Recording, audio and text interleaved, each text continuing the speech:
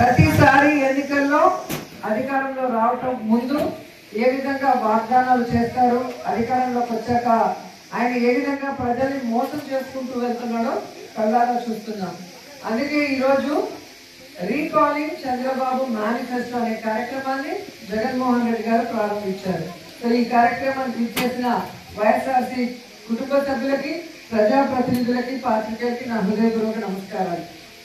ఈరోజు ఈ కార్యక్రమం మనం ఎందుకు చేస్తున్నామంటే, గతంలో జగన్మోహన్ రెడ్డి గారు ఒక మేనిఫెస్టో ఇచ్చినప్పుడు అది ప్రతి ఆఫీస్లోనూ, ప్రతి ఎమ్మెల్యే దగ్గర, ప్రతి మండల ఆఫీస్లో కూడా ఎవరు వచ్చినా ఏం చెప్పాము మనం, అది చేసామా లేదా అనేది ప్రతిరోజు చూసుకొని చేయని వాటిని చేస్తూ ముందుకు వెళ్ళే కార్యక్రమం మనం చేశాం. కానీ జగన్మోహన్ రెడ్డి గారు ఇచ్చే ప్రతి ఒక్కటి ఇస్తూ, అవి కాకుండా అడిషనల్ గా సూపర్ 6 ఇస్తాను, మేనిఫెస్టోలో ఉన్న 143 ఐటమ్స్ చేస్తానని చెప్పిన చంద్రబాబు నాయుడు మళ్ళీ ఎప్పటిలాగే ఆ మేనిఫెస్టోని డస్ట్బిన్ లో పెట్టేసి దాని గురించి పట్టించుకోకుండా అన్ని చేసేసాను, చేయలేదని ఎవరైనా మాట్లాడితే వారికి నాలిక మందమని సిగ్గు లేకుండా ఒక సీఎం స్థాయి వ్యక్తి అబద్ధాలు చెప్పడం మీరు గమనించారు. అందుకే వారి మేనిఫెస్టో ఏంటి, వారు ఏం చెప్పారు అని ఈరోజు వాళ్ళకి గుర్తు చేస్తూ గడప గడపకి కార్యక్రమాన్ని ఇది తీసుకెళ్ళి ఈ క్యూఆర్ కోడ్ స్కాన్ చేస్తే దాంట్లో సూపర్ 6 తో పాటు తెలుగుదేశం పార్టీ మేనిఫెస్టో వస్తుంది. ఈ మేనిఫెస్టోలో చంద్రబాబు నాయుడు, పవన్ కళ్యాణ్ ఇద్దరు సంతకాలు పెట్టారు. ఇది చేయడానికి కుదరదు, అంత డబ్బు లేదు, ప్రజల్ని మోసం చేయడం ఇష్టం లేక ఆ రోజు బీజేపీ వాళ్ళు దీనికి దూరంగా ఉన్నారు. మీరు గమనించారు కదా, ఆ రోజు మేనిఫెస్టోని టచ్ చేయకుండా దూరంగా నిల్చున్నారు. ఓన్లీ పవన్ కళ్యాణ్ అండ్ చంద్రబాబు నాయుడు గారి ఫోటోలతో వెనక బ్యానర్లు, అలాగే ఉమ్మడి మేనిఫెస్టోలో ఇద్దరి సంతకాలు. ఇప్పుడు సంతకం పెట్టి మోసం చేస్తే ఏమంటారు? చీటర్ అంటారు.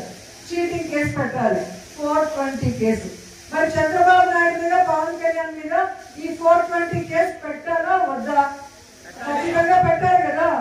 ఎందుకంటే ఈ రాష్ట్రంలో మహిళల్ని మోసం చేశారు, రైతుల్ని మోసం చేశారు, నిరుద్యోగుల్ని మోసం చేశారు, ఆఖరికి చదువుకుంటున్న చిన్న పిల్లల్ని కూడా ఎలా మోసం చేశారో మీరందరూ కళ్ళారా చూశారు.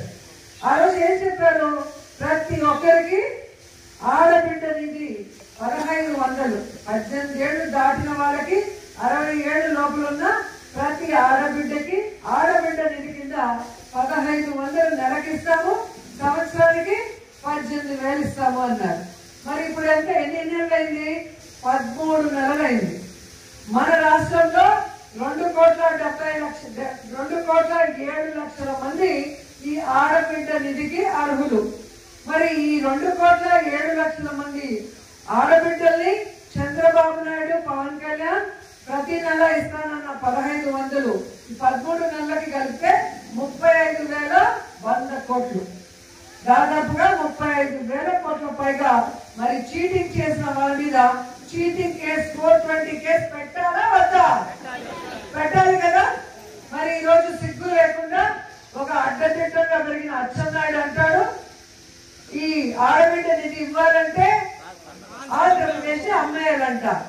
మరి ఇన్నిసార్లు మంత్రిగా చేసిన నీకు, ఇన్నిసార్లు ముఖ్యమంత్రి చేసిన చంద్రబాబు నాయుడికి మరి ఇది ఇచ్చేటప్పుడు తెలీదా మేనిఫెస్టోలో ఇది మనం చేయగలమా లేదని? అంటే ప్రజల్ని మోసం చేయాలి, ప్రజల్ని చీటింగ్ చేయాలి, మనం అధికారంలోకి రావాలి కాబట్టి ఏదైనా చెప్పచ్చు అన్న ఒక్క దొంగ ఆలోచనతోనే ఈ మేనిఫెస్టోని మీరు ఇచ్చారని అడుగుతున్నాను. ఏమంటే మొదటిసారి ముఖ్యమంత్రి అయినా, మొదటిసారి మంత్రి అయితే పాపం తెలియదులే అనుకోవచ్చు. బడ్జెట్ అంటుంది, రాష్ట్ర అప్పు ఏంటి, రాష్ట్ర ఖజానాలో ఏముంది, మనం చెప్పింది చేయగలమా లేదా అన్న ఆలోచన ఉండాలి కదా.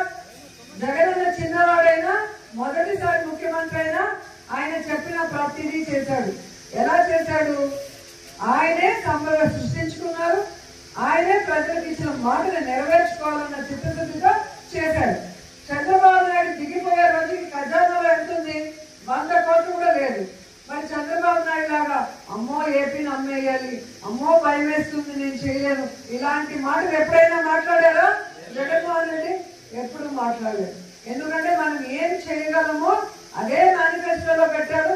పెట్టిన దాన్ని కరోనా వచ్చి రాష్ట్రానికి ఇన్కమ్ లేకపోయినా ఎవ్వరు జీతం ఆపలేదు, ఎవ్వరు వెల్ఫేర్ స్కీమ్ ఆపలేదు, ఏ డెవలప్మెంట్ ఆపలేదు. అది నాయకుడు అంటే. ప్రజల్ని మోసం చేయాలని కంకణం కట్టుకొని మేనిఫెస్టోలో అబద్ధాలు పెట్టి ఈ రోజు పిచ్చి మాటలు మాట్లాడుతూ తప్పించుకోవాలనుకున్న చంద్రబాబు నాయుడు, పవన్ కళ్యాణ్ చీటింగ్ కేసు కింద లోపల పెట్టేంత వరకు వైఎస్ఆర్సీపీ వాళ్ళందరూ కూడా పోరాడాలి. ఇప్పటికైనా ఆ కూటమి ప్రభుత్వం ఇచ్చిన వాగ్దానాలు నెరవేరిస్తే కనీసం ప్రజల్లో వాళ్ళకి కొంచెమైనా అయ్యో పాపమని ఆలోచించే అవకాశం ఉంటుందని కూడా ఈ సందర్భంగా తెలియజేసుకుంటున్నారు. ఎందుకంటే జగన్మోహన్ రెడ్డి గారు ఉన్నప్పుడు మహిళలకి వాళ్ళ పేరు మీద ఇళ్ల పట్టాలు ఇచ్చారు. ఈ రోజు మీరు మీ సొంత చిన్నాన్న సంగారెడ్డికి వెన్నుపోటు పొడిచారు, ఈ 5 మండలాల్లో ఉన్నవాళ్ళు. ఆ తర్వాత నా దగ్గర చేరి పదవులు అనుభవించి సంపాదించుకొని నాకు వెన్నుపోటు పొడిచి ఇప్పుడు వెళ్ళారు. సంగారెడ్డికి నన్ను వెన్నుపోటు పొడిచిన వాళ్ళకి భానుప్రకాష్ కు వెన్నుపోటు పోయడం పెద్ద విషయమా? పెద్ద విషయమా చెప్పండి. సంగారెడ్డి ఏమో సొంత చిన్నాన్న ఒకరికి, మిగతా వాళ్ళకి రాజకీయ భిక్ష 30-35 ఏళ్ళుగా రాజకీయ భిక్ష పెట్టిన ఒక రాజకీయవేత్త. ఈ రోజు వాళ్ళందరూ కూడా ఒక స్థాయిలో వాళ్ళ పిల్లలు వాళ్ళు సెటిల్ అయ్యారు అంటే సంగారెడ్డి గారి వల్ల. అలాంటి పెద్ద మనిషినే వెన్నుపోటు పొడిచిన వాళ్ళు నాతో చేరి జీవితంలో ఒక రాష్ట్ర పదవి కూడా పొందని వాళ్ళకి రాష్ట్ర స్థాయి పదవులు ఇచ్చాము. అధికారం వచ్చాక టెంపుల్ చైర్మన్ కానీ కార్పొరేషన్ చైర్మన్ ఎలా వచ్చాయి. ఏ నియోజకవర్గంలో అయినా ఎమ్మెల్యే లెటర్ లేకుండా ఎవరికి స్టేట్ పోస్టులు అనేది రావు. జగన్మోహన్ రెడ్డి గారు ఇవ్వరు. ఆ లెటర్ కూడా మీరు ఒకసారి వాట్సాప్ గ్రూప్ లో మీరు చూశారు.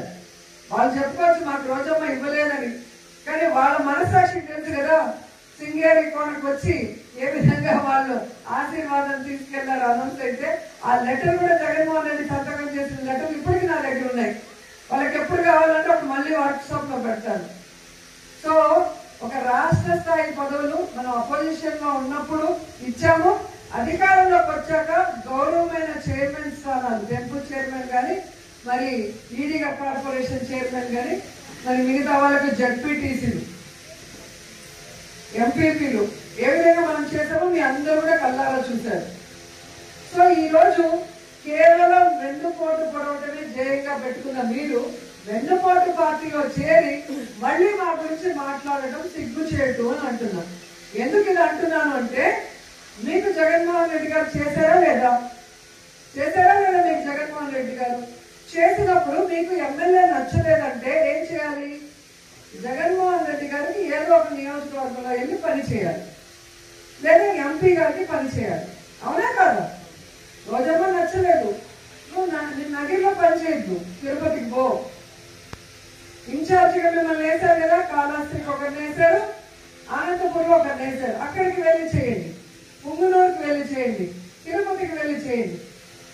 అంతేగాని 30 ఏళ్లుగా వ్యతిరేకంగా ఉన్న తెలుగుదేశం పార్టీకి చంద్రబాబు నాయుడు దగ్గరికి వెళ్ళి కండువా కప్పుతున్నారు అంటే మీ దిగజారు రాజకీయం ఏంటి?